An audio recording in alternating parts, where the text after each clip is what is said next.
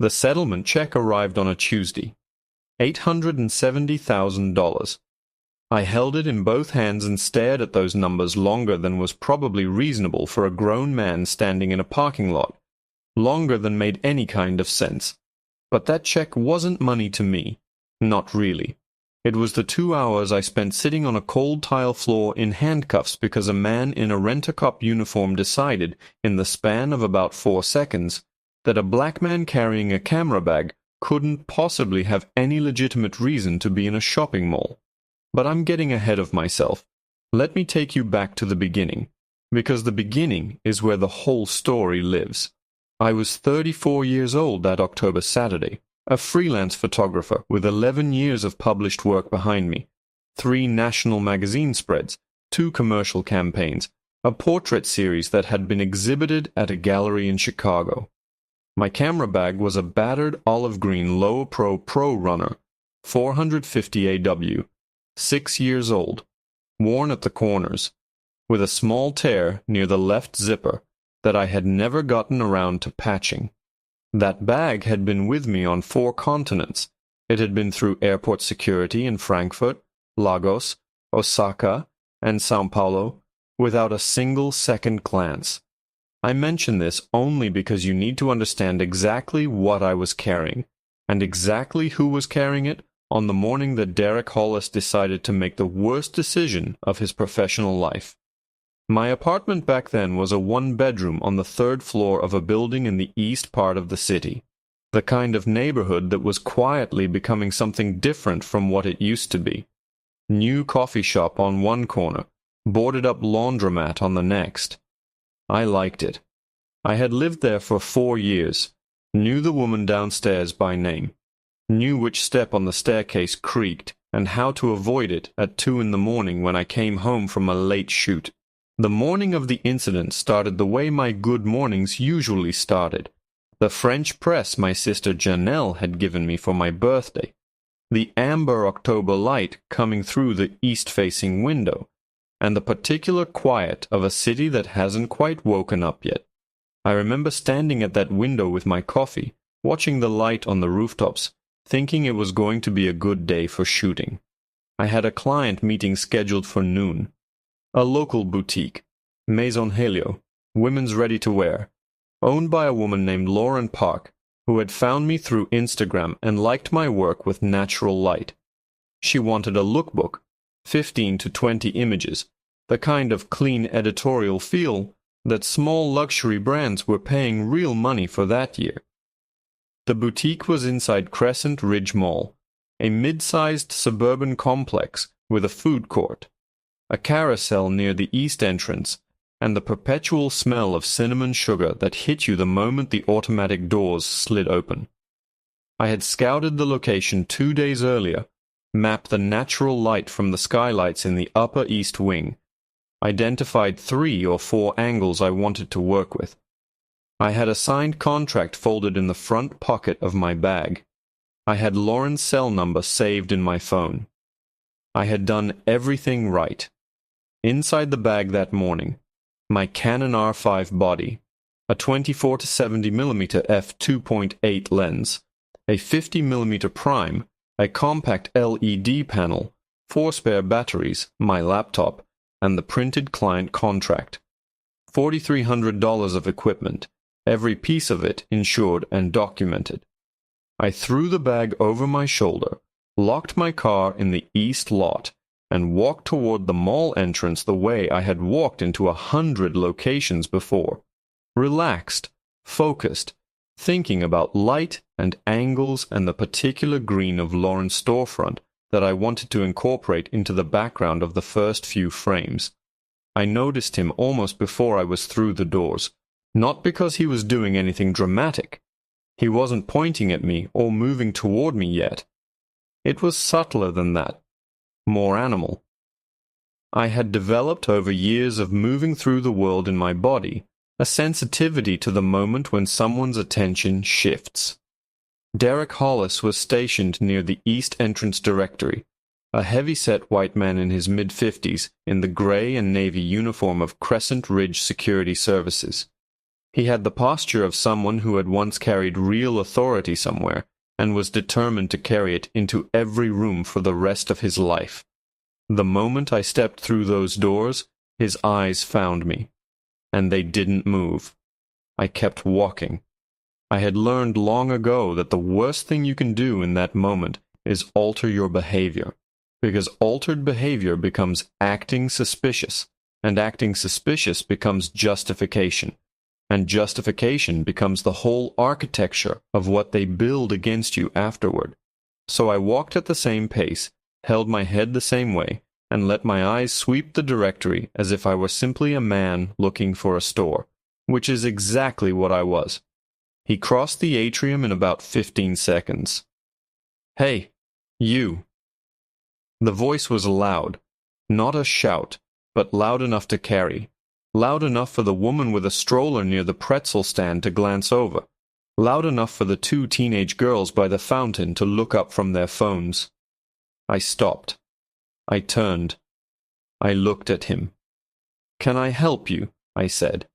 He planted himself about 3 feet from me, thumbs hooked in his belt, with the deliberate, unhurried stance of a man who has made a decision and is in no rush to be argued out of it. "What's in the bag?" he said. I held his gaze for 1 beat. "Camera equipment," I said. "I'm a photographer. I have a client meeting here at noon. I need you to open the bag." The heat started at the back of my neck. Not fear, not yet. Something older and more familiar than fear. "Are you asking everyone with a bag to open it?" I said. "Or just me?" He didn't answer that. He enunciated the next sentence slowly, the way people do when they want bystanders to be able to parse every word. "Sir, I can either check the bag here, or we can go to the security office. Your choice." I looked at him steadily. The woman with the stroller had stopped moving entirely. The pretzel stand teenager had his phone up now. Whether he was filming or just distracted, I couldn't tell. The fluorescent light above us hummed at the frequency of institutional indifference. "I'm not opening my bag," I said quietly. "I have not done anything wrong. I'm here for a scheduled meeting with a signed contract. If you have a written policy requiring customers to open their bags, I'd like to see it." What happened next came fast. He reached for his radio. He said something I couldn't fully hear.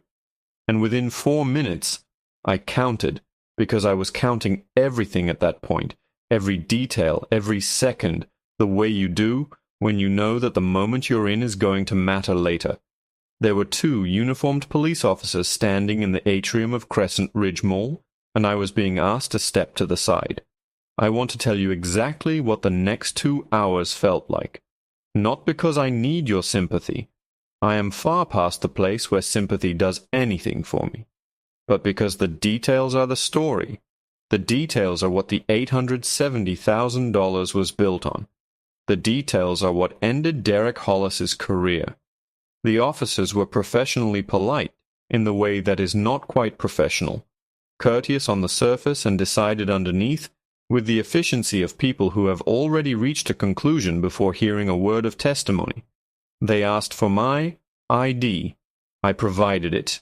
I explained clearly and without raising my voice that my name was Marcus Webb, that I was a professional photographer, that my client's name was Lauren Park, that her boutique was called Maison Helio, that it was located on the 2nd level near the north escalator, and that I had a signed contract in my bag along with my equipment. They asked me to wait while they verified the information.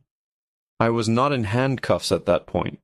I was simply standing in the east atrium of a shopping mall on a Saturday morning, while the man who had summoned them stood 8 feet away with his arms crossed and the expression of someone watching a chess move play out exactly as planned.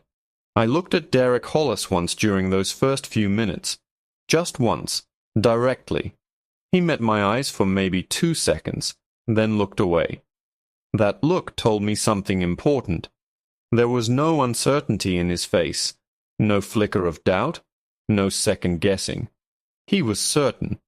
He had assessed me, decided what I was, and acted on that assessment, and he was not revising it. When the handcuffs came, and they came 26 minutes later, after one of the officers received a response to a database query that mismatched my name against an open warrant for a man 2 states away with a vaguely similar last name. I was placed seated against the wall near the security office on the ground level. My bag was on a table beside me. My phone was buzzing in my jacket pocket, and I could not answer it because my hands were behind my back. I found out later it was Lauren, calling to confirm our meeting, then calling again, then texting with a series of increasingly worried messages that I wouldn't read for another hour and 40 minutes. The tile floor was cold through my jeans. The fluorescent tube above the security office door buzzed with the particular pitch of spaces that were never designed for comfort. A small girl in a yellow coat walked past with her mother, looked at me with wide dark eyes, and then her mother pulled her gently by the hand in the other direction without a word. I watched people not see me. I watched a man in a blazer clock me with a single glance and immediately shorten his stride, as if proximity had a cost. I watched the carousel near the east entrance turn slowly, playing a mechanical version of something that might have been a lullaby. That was the moment I stopped being scared and started being something else entirely, something colder, something that didn't shake. I didn't know yet about the mall's camera system, which had captured every second of the interaction in high-definition footage. I didn't know that Derek Hollis had 9 prior complaints in his personnel file, 7 of which involved blackmail customers, and 3 of which described almost exactly what had just happened to me. I didn't know that the Crescent Ridge Mall management had been warned in writing by their legal department 18 months earlier that Hollis's conduct created significant liability exposure. I didn't know any of that yet. All I knew, in that moment, was the cold tile under me, the buzzing light above me, the carousel turning in the distance, and the absolute crystalline certainty that I was going to fight this until there was nothing left to fight. They released me after 107 minutes. I counted those too. The warrant mismatch was cleared by a phone call. A single phone call to the county clerk's office that took 11 minutes and confirmed what I had been saying from the first moment. I was not the person they were looking for, had never been the person they were looking for, and there had never been any reason to detain me in the first place. The officers removed the handcuffs with a professional efficiency that somehow managed to be even more humiliating than putting them on. One of them said, "You're free to go, sir," in a voice completely emptied of feeling, the way you'd tell someone their table was ready at a restaurant. They handed me my bag. They walked away. Derek Hollis was not there for that part. He had retreated to the security office at some point during the wait, and I didn't see him again that day. I picked up my bag, checked the zipper, checked my camera, intact, untouched, and then stood in the corridor outside the security office for a moment, just breathing. Lauren Park found me 2 minutes later. She'd come down from the second floor when I finally answered her call, and she rounded the corner looking pale and stricken, wearing a silk blouse and earrings that caught the fluorescent light. She took one look at me. The marks the handcuffs had left on my wrists were still visible, faint red lines in the skin, and pressed both hands over her mouth. "Marcus," she said, almost a whisper. "I'm okay," I said. "I saw the whole thing from the escalator," she said. "I was coming down and I saw. I didn't know what was happening at first, and then I understood, and I filmed it, Marcus. I filmed all of it. I didn't know if it would help, but I kept filming." She held up her phone. Her hand was trembling slightly. I looked at the screen. The footage was clear. You could see the whole atrium, see me walking in, see Derek Hollis crossing toward me, see the exchange, see his hand on the radio. You could see the moment the officers arrived, and the moment one of them gestured for me to step toward the wall. Lauren had 44 minutes of uninterrupted footage. Her angle had caught something I hadn't been able to see in the moment. During the entire time I was seated on the floor, Derek Hollis had stood in the doorway of the security office, arms crossed, watching. Just watching. smiling faintly, the way people smile when they believe the world is confirming something they already knew about it. "Can you send that to me?" I said. "Already did," she said, the moment they took the cuffs off. I drove home without going back upstairs for the shoot. Lauren understood. She rescheduled, insisted on paying me a kill fee I told her she didn't owe, and texted me that evening to ask if I was all right. I told her I would be. That night I sat at my kitchen table for a long time without turning on any lights. The French press from the morning was still on the counter, cold and stale. The October light was gone, just the street lamp through the window and the distant sound of the city settling into itself. I opened my laptop. I went to the Crescent Ridge Mall website and found the management company, Apex Retail Properties. I found their legal department contact. I wrote down the name. Then I opened a new document and I wrote down everything I remembered from the day. Time-stamped, chronological, specific. Every word Derek Hollis had said to me. Every question the officers had asked. The temperature of the tile floor. The sound of the carousel. The girl in the yellow coat. I wrote for 3 hours. When I was done, I had 4.5 pages of notes that read like a deposition. Then I went to bed and lay there until 4 in the morning, watching the ceiling, not sleeping, which was fine. I wasn't done thinking yet. I called a civil rights attorney named Patricia Osei the next morning. My sister Janelle had recommended her. Janelle had worked with her 2 years earlier on a different matter, had described her as someone who spoke quietly and won loudly. Patricia's office was on the 4th floor of a building downtown. Plain wood furniture, neat stacks of files, a single framed photograph on the wall that I recognized as the Edmund Pettus Bridge. She listened to me for 40 minutes without interrupting, asked 3 precise questions at the end, looked at Lauren's footage on my phone, and then leaned back in her chair. "Tell me about the other customers you saw when you walked in," she said. "White customers, with bags." I thought about it. 6 or 7, I said. A woman with a large tote, a man with a gym bag, 2 kids with backpacks. Did Hollis approach any of them? Not that I saw. Patricia nodded slowly in the particular way of someone who is not surprised. "We're going to file against Hollis personally, against Crescent Ridge Security Services as his employer, and against Apex Retail Properties as the mall operator," she said. "But before we do, I want you to send a public records request for Hollis's full incident history. Security companies are private, but Apex has a public-facing contract with the municipality for the East Lot. That gives us an angle." She paused. "Also, I want that teenager's video." "What teenager?" I said. "The one by the pretzel stand," she said, "with his phone up." I stared at her. "I don't know who that was." "Post about what happened," she said. "Today. With your name, with the date, with the location. If he filmed it, he'll find you." His name was Devon. He was 17 years old. He had filmed 8 minutes of footage on his phone and had been trying to figure out what to do with it for the past 16 hours. His video came from a completely different angle than Lauren's, closer, more intimate, and it captured something neither Lauren nor I had known existed. At the 2-minute mark, just before the officers arrived, Derek Hollis had leaned toward a passing colleague in the gray and navy uniform and said something. The colleague had laughed. Patricia watched that clip 4 times. Then she said, very quietly, "This is going to be expensive for them." The records request came back 3 weeks later. Derek Hollis had been employed by Crescent Ridge Security Services for 7 years. In that time, he had accumulated 11 documented complaints. 9 of them involved black male customers. 7 described incidents in which he had stopped, questioned, or detained black men who were later confirmed to have committed no violation.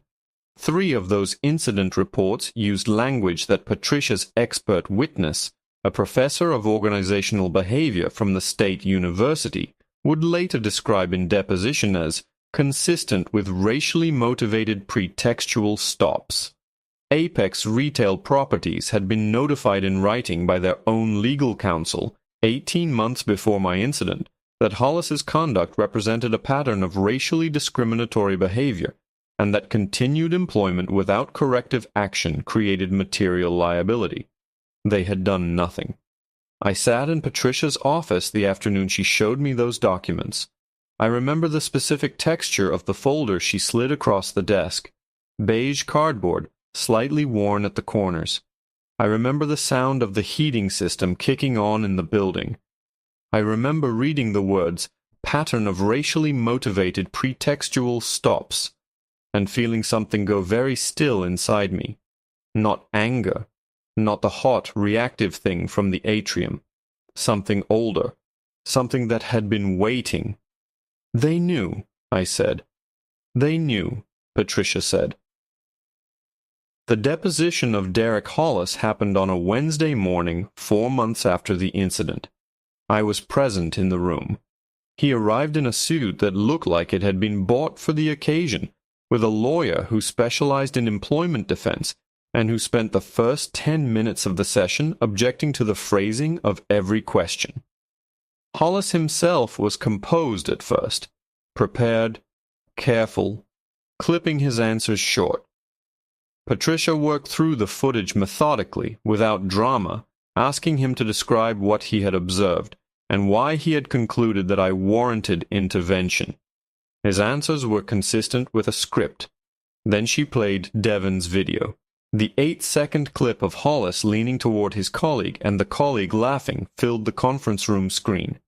Patricia let it run once, then she rewound it. Then she asked, "Mr. Hollis, what were you saying to your colleague, Kyle Brander, at the 2-minute mark of this recording?" Hollis's lawyer objected. Patricia waited. Hollis said he didn't remember. "Your colleague, Mr. Brander, has already provided a statement," Patricia said, in the level, unhurried voice she used when she was holding something. "In it, he quotes you as saying, and I'm reading verbatim here, 'Watch this. These guys always have something in the bag.'" She set the document down on the table in front of Hollis. She did not raise her voice. "Does that refresh your recollection?" The silence that followed lasted about 4 seconds. It felt longer than that. Hollis looked at his lawyer. His lawyer was already writing something. Hollis looked back at Patricia. He looked at me for the first time since we had entered the room. And then he looked at his hands, which were folded on the table in front of him, and he said nothing. "These guys," Patricia said softly. "That's what you said." Hollis's lawyer called for a recess. They never came back with anything useful. The settlement was reached 6 weeks later. $870,000. Hollis was suspended without pay pending a full internal review, which concluded 4 months after that with his termination. Crescent Ridge Security Services was required to implement mandatory bias training and establish an independent complaint review process. Apex Retail Properties released a statement through their PR firm expressing their commitment to ensuring that all guests felt welcome at their properties. I did not read it. Patricia read it and said it was the standard language and meant exactly as much as it always meant. I took a week off after the settlement. I went to see my parents. My mother in her kitchen in the house where I grew up. My father in his chair by the window with his coffee. I didn't tell them everything, only the outline, only what they already knew from the news. My father listened without speaking until I was done. Then he was quiet for a moment, looking out the window at the backyard. The old oak tree still there. The bird feeder my mother kept filled all year. "Did you ever find out," he said, "why he picked you specifically out of everyone who walked in?" "He told his colleague," I said. "Before the officers came, he said these guys always have something in the bag." My father nodded once slowly. He picked up his coffee cup. "These guys," he said. "Yeah," I said. He didn't say anything else, and he didn't need to. Some things don't need more words than that. 6 months after the settlement, I was back at Crescent Ridge Mall. Not for a client meeting, just passing through, because it was between me and where I needed to be, and it was raining. I walked through the east entrance with my camera bag over my shoulder. The carousel was running near the far wall. The pretzel stand was open. Someone in the gray and navy uniform was stationed near the directory, a young woman, early 20s, who glanced at me and then looked back at her phone. Just a person doing a job. I walked through the atrium and out the north exit and into the rain, and I didn't look back. The camera bag I still have. I never patched the tear near the left zipper. I thought about it once in the spring, standing in the kitchen on a Sunday morning with the French press steaming beside me and the city light coming through the window, and I decided to leave it. The tear is part of the bag now. The bag is still mine.